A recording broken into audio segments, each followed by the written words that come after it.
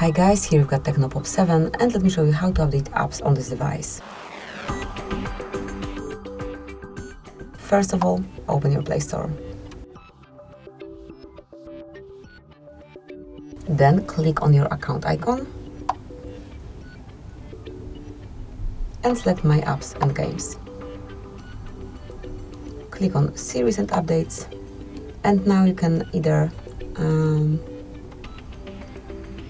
so you have to go to Updates Available and now you can either update one particular application by tapping on its icon and then clicking on Update, just like that, or you can go back. Okay, one more time, let me reach Updates.